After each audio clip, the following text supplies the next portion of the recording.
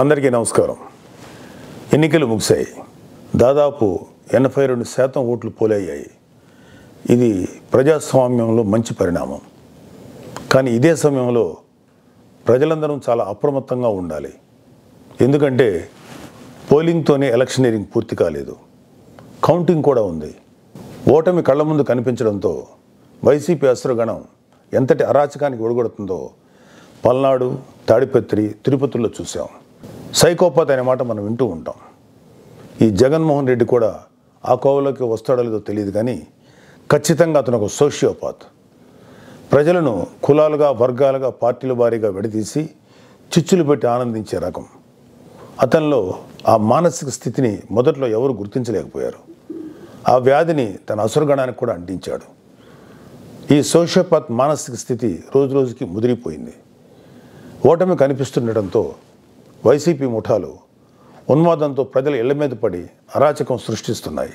Macherla YCP MLA సంబంధీకుల ఇళ్లలో petrol బాంబులు దొరికాయంటే ఫలితాలు వచ్చాక వీళ్ళు ఎంత రాక్షసత్వానికి తెగబడబోతున్నారో ప్రజలు గ్రహించాలి.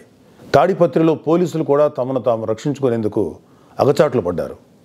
అంటే వైసీపీ ఎంతగా రెచ్చిపోతుందో అర్థం చేసుకోవాలి. వైసీపీకి ఓటు వేయలేదని తెలిసి ఇళ్లలో చొరబడి మహిళలను, పిల్లల్ని అందరినీ చావుగొట్టే పైశాచికత్వాన్ని పెంచింది ఎవరు? ఖచ్చితంగా ఈ జగన్మోహన్ రెడ్డి అనే చెప్పాలి. విశాఖపట్నంలోని కంచరపాలెంలో ఓ కుటుంబం కూటమి అభ్యర్థులకు ఓటు వేసిందని తెలిసి వైసీపీ గుండాలు ఆ ఇంట్లో మహిళలను, చదువుకుంటున్న పిల్లలపై దుర్మార్గంగా దాడి చేసింది. గర్భంతో పుట్టింటికి వచ్చిన మహిళపైన తీవ్రంగా దాడి చేశారు. అంటే వైసీపీ రాక్షసత్వం ఏ స్థాయిలో ఉందో తెలుసుకోండి. ఇలాంటివన్నీ తెలుసుకొని చిక్కటి చిరునవ్వులు చెందించే వ్యక్తిని ఏమనాలి? మహేష్ బాబు స్పైడర్ సినిమాలో విలన్ సూర్య గుర్తొస్తున్నాడు కదూ. ఉత్తరాంధ్ర నుంచి రాయలసీమ వరకు ఎన్నికల అనంతరం హింసను ప్రేరేపించడంలో వైసీపీ ఓటమి కనిపిస్తుంది. రాబోయే ఓటమిని కప్పిపుచ్చుకునేందుకే ఈ దాడులు చేస్తుంది. ఈవీఎంలు భద్రపరిచిన స్ట్రాంగ్ రూమ్స్ దగ్గర కూడా భద్రత పటిష్టంగా ఉంచాలి. అక్కడ సెంట్రల్ గవర్నమెంట్ వారిది 3 అంచెల సెక్యూరిటీ ఉంది.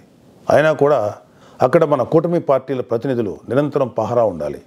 ముఖ్యంగా మన జన సైనికులకి, వీర మహిళలకి నా అభ్యర్థన ఏంటంటే, ఎక్కడైతే జనసేన పోటీ చేసిన ప్రాంతాల్లోని ఈవీఎంస్ భద్రపరిచిన స్ట్రాంగ్ రూమ్స్ ఉన్నాయో అక్కడ మన జన సైనికులు వాలంటీరింగ్ చేసి కాపులాగా కూర్చోవాలి. ఈ అవకాశాన్ని ముఖ్యంగా మనం వదులుకోవద్దు, వాడుకుందాం. ఈ వైసీపీ దుర్మార్గులను ఏ దేశంలోనూ తేలిగ్గా తీసుకోవద్దు. వాళ్ళు ఏ అరాచకానికైనా, దౌర్జన్యానికైనా తెగబడతారు. ఆ మధ్యన అంటే 2-3 ఏళ్ల క్రితం అమెరికన్ ప్రెసిడెన్షియల్ ఎలక్షన్స్లో కూడా ఎక్స్ ప్రెసిడెంట్ డొనాల్డ్ ట్రంప్ ఇలాంటి లక్షణాలే కనబరిచాడు. ఎన్నికల్లో ఓడిపోతున్నాను అని తెలిసాక కూడా నేనే గెలుస్తున్నాను, గతం కంటే గట్టిగా ఓట్లు వచ్చాయని ప్రచారం మొదలెట్టాడు.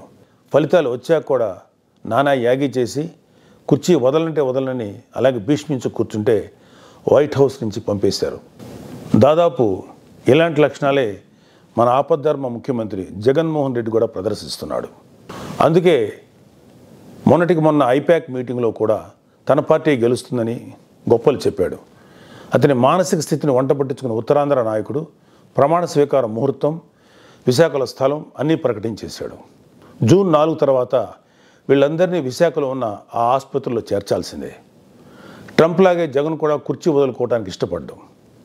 తన ఉన్మాద బృందంతో రాష్ట్ర వ్యాప్తంగా దాడులు, హింసకు తెగబడే ప్రమాదం లేకపోలేదు.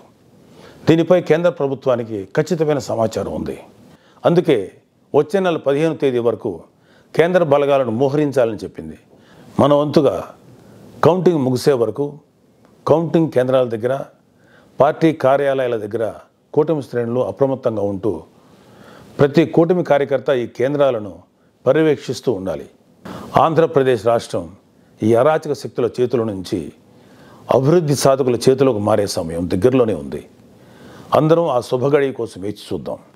జై జనసేన, జై హింద్.